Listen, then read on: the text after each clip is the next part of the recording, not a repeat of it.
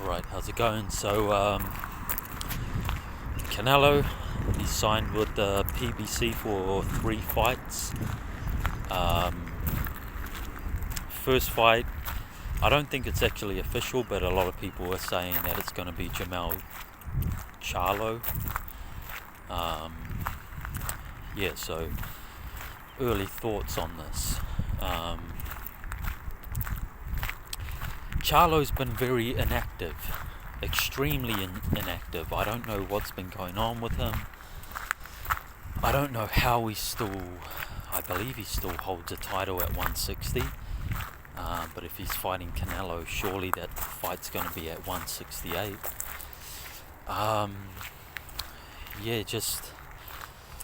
It seems to be the case, these guys that go in with Canelo, they seem to be inactive quite often.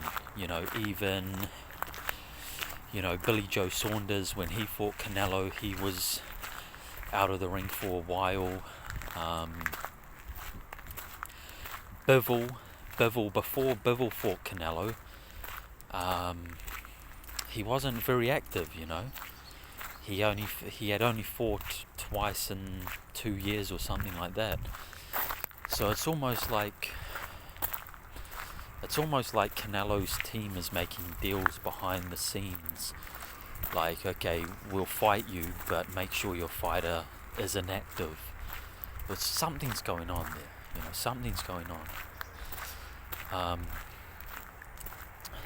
But yeah, it is what it is. He's been inactive, so that's his fault. That's Charlo's fault at the end of the day. I'm not saying Canelo and his team has control over another boxer. That's ridiculous.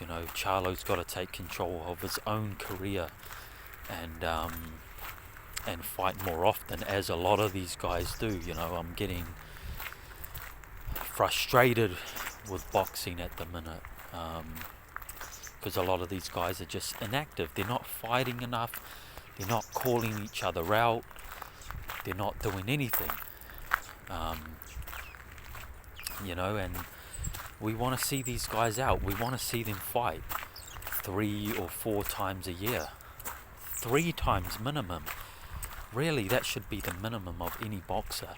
If you don't fight 3 times in a year, you should be considered inactive and have to pay to renew your boxing license, and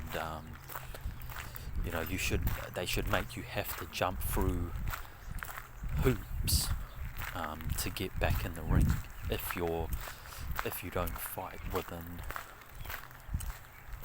3 times within a year. Because they've got to do something to make these guys actually get in the ring.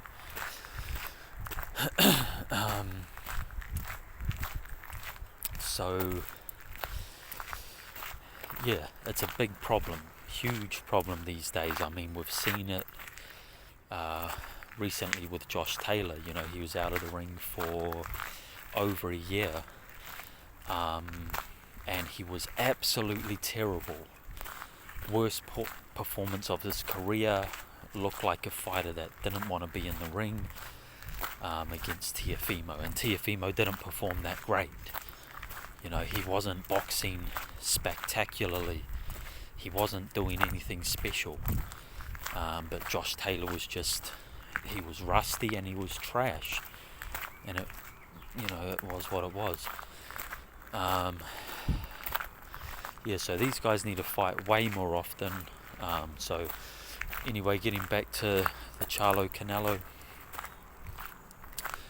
I think Charlo's been too inactive. I think he's been out of the ring for 2 years now, if I'm not mistaken. 2 years. The other Charlo's been out of the ring for a while now, apparently because of an injury. But that's not going to be good for him either, going in against the active fighter in Tim Tszyu. Tim Tszyu's been very active, so that's not going to bode well for the smaller Charlo either. But yeah, can Charlo beat Canelo? it's it's an interesting one because Charlo is he's a tall guy, you know. I think he's as big as Bivol, if not a little bigger. Um, so, and he's got a good jab, good power, you know. So that'll be his game plan, to use a jab, keep Canelo at the end of a jab, and circle round the ring. Basically, he'll be in there to stink up the joint, like Zarilla did against Prograis. You know, that's what Charlo's game plan will be against Canelo, to just, you know, stink up the joint, put on a boring performance, and hopefully hope to get a decision over Canelo, but that's unlikely to happen, isn't it? So, I mean, who knows? The PBC, they could rob Canelo, but they do have a 3-fight deal with him, so they're probably not going to want Canelo to lose.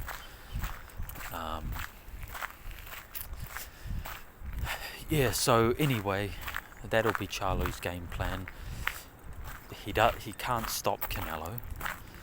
I doubt if he can hurt him, you know, which is no knock on his power, because Canelo's got one of the best chins around. You know, he's been in there with Triple G. He's been hit, you know, with big punches.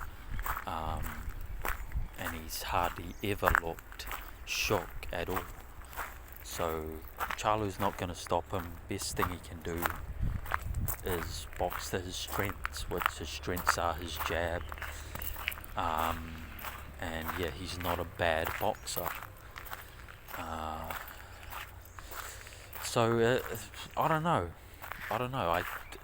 Part of me feels like Charlo could probably use that tactic and survive 12 rounds and not look too bad.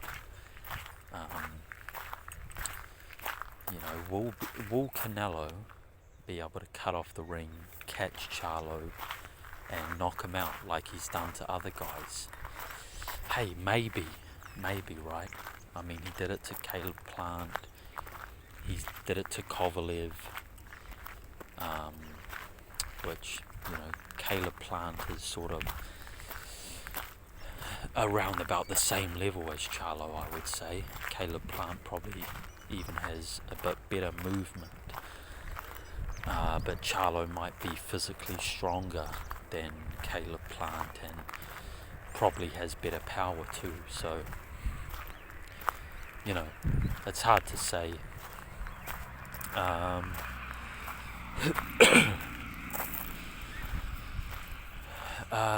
Yeah, Kovalev's definitely, you know, he would definitely beat Charlo, especially a few years ago when he fought Canelo. That version of Kovalev would knock out Charlo. So yeah, it is interesting though, because Charlo, you know, he comes in shape. He is a strong guy, a hard puncher. He's got a good jab. You know, he's got all the assets to beat Canelo. But it's just, is he good enough, is the question. I'm going to say it's a sort of, you know, it's a 8-4 sort of fight in Canelo's favour. I'm going to say Canelo walks him down, lands some good punches, but Charlo survives. Charlo, you know, shells up, he moves around, he gets on his jab, he wins 3 or 4 rounds because he's, you know, putting his jab out there. But overall, he doesn't do enough to win the fight. That's how I sort of see it. Just quickly, on the other 2 fights of Canelo's contract,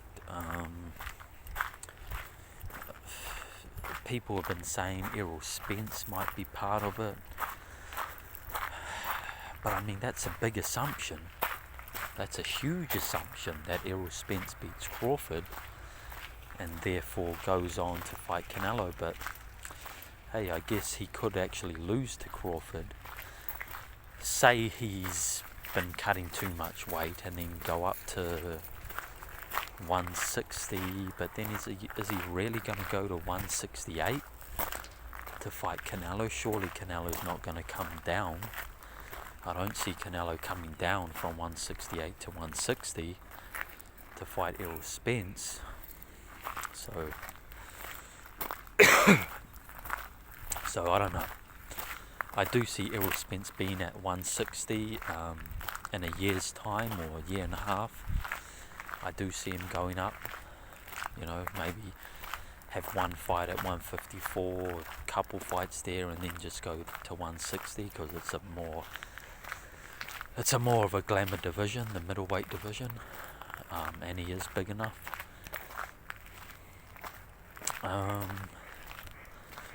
But yeah, obviously, we want to see Canelo Benavidez. That's the fight, that's the fight to make.